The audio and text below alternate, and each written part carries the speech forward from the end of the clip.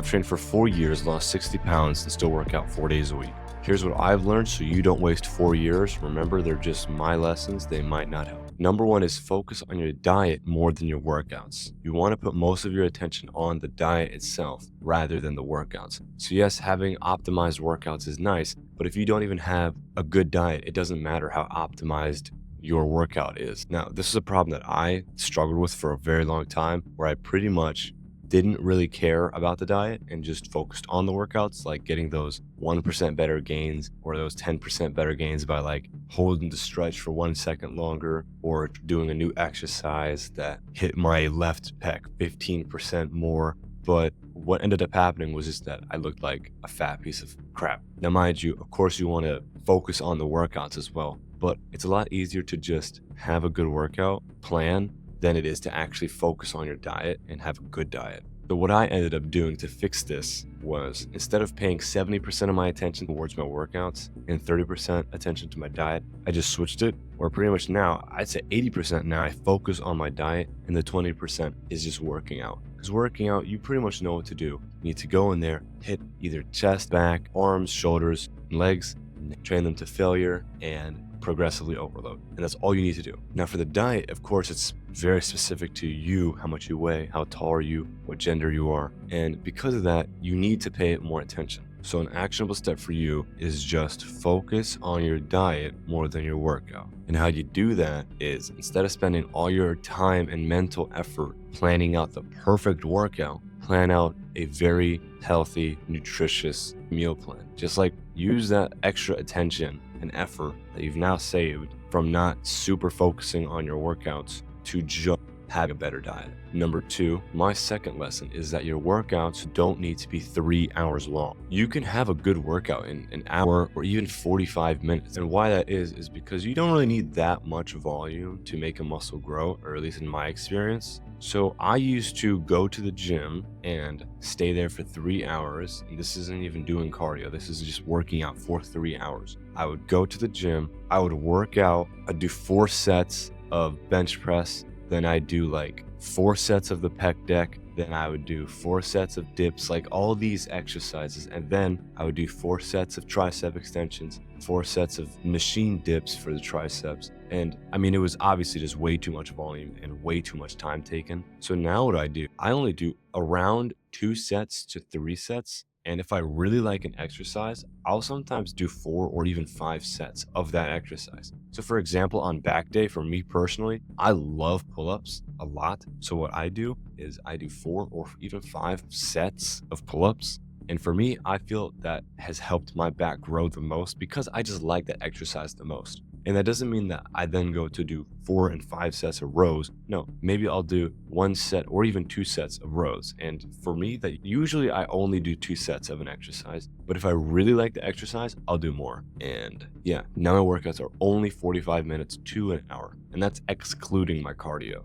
So if I do add my cardio, which is usually an hour of just walking, then my workouts are only 2 hours maximum. But for you, an actionable step would be, when you work out, don't do exercises that you just don't like. Like if you have an exercise that you like, do that for more sets, and then do the exercises you like less, a lot less, and see how that works. Lesson number 3 is to do light cardio instead of running / swimming / hard cardio. So why I recommend doing light cardio instead of hard cardio is because when you do light cardio, it's more sustainable and your appetite doesn't go through the roof where you want to eat the entire kitchen. I used to run 5 miles every single day, swim a lot of miles as well, and I mean, I just did this every single day, and it worked for a little bit, but the main problem was that I would just be super, super hungry afterwards, and then I end up binge eating later that night anyway. So then I just started walking for an hour, sometimes more than that, and it's helped like much, much better.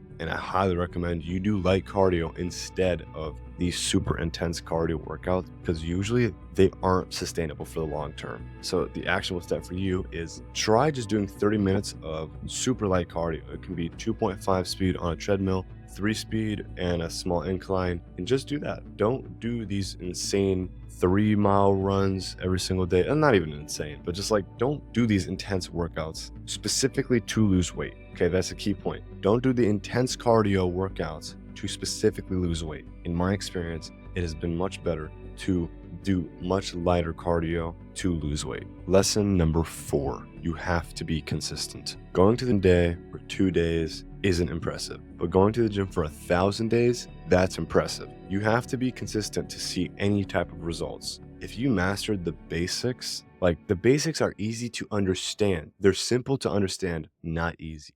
So you want to make sure that you actually are doing the basics the best. Are you eating enough food, or are you not eating enough food? Are you eating enough protein? Do you do your cardio? And how many days do you go to the gym consistently? And then how many days do you actually hit those goals consistently? I remember when I would sometimes go to the gym and then sometimes track my calories and sometimes hit my protein goal. And when I did that, I literally plateaued for 2 years because I was not disciplined enough to be consistent. So I was literally stuck for 2 years at the same weight, and that felt horrible. So for you, the actionable step is try to make it as easy as possible to stay as consistent as possible. Make sure you hang around friends that will always push you to go to the gym even on days that you feel like not going. Make sure that you don't have random junk food laying around your house, to make it as easy as possible to be as consistent as possible with your diet. And what I've seen for me is the most consistent and disciplined people,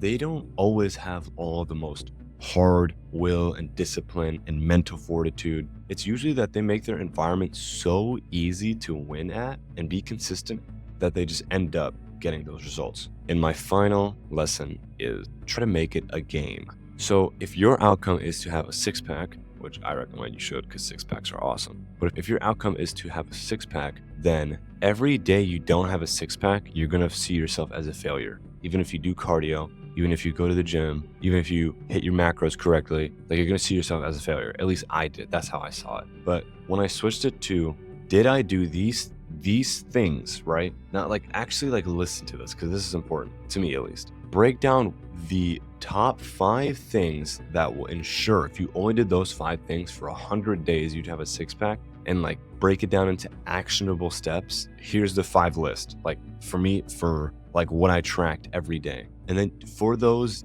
days, so instead of looking super far out at the outcome of having a 6-pack, now what you do is you look at the inputs that you put in for that day at the end of the day. And then that will make it so that you, as long as you are doing the actionable steps that actually move you towards your goal, you will be satisfied, or at least proud, or at least that's how I was, knowing that you did that and you just have to keep doing that day by day, right? So for you, this is what my list would look like. So for the day, I would have like a checklist in my mind, the most 5, and I already broke down the 5 from before. Here's what the 5 would be. Number 1 would be, am I eating 500 calories less than my maintenance if I'm losing weight? And at the end of the day, you're gonna look at that and be like, okay, I did do that, so check. Okay, so that's 1 out of 5 done. Check. The second one, did I do cardio? If you're losing weight, have you done the cardio for the day? Yes. Check. Okay, so that's 2 out of 5 done. Did I have my protein? Check. That's 3 out of 5 done. Did I go to the gym today? Or at least did I work out? Or did I do cardio? You don't have to go and work out every day, but most days I'll go to the gym just to hit cardio. 4 out of 5, check. And the 5th one being, did I get enough sleep the night before? Check. And if you have all 5, you can be satisfied for the day and know that you did everything you could for that day to achieve your outcome in the future. And then you do that every single day, and it's a game. Some days you'll hit 3 out of 5. Sometimes you'll hit 2 out of 5. Sometimes you'll hit 1 out of 5. And just make sure to get as many 5 out of 5s in a row as possible. That has helped me gamify my progress journey towards any goal, honestly. Like if you want to make $1 million, you have to break down the 5 most actionable steps and do those 5 most actionable steps every single day. Because every day you wake up not a millionaire, you're gonna be upset at yourself because you're not a millionaire. But it doesn't happen overnight. Same thing with getting a 6-pack. You have to break it down into 5 actionable steps that you can do daily, because you can't skip time. We all have the same 24 hours. Make sure you're doing those every single day in a row. I hope you guys enjoyed that. I love all of you. Bye.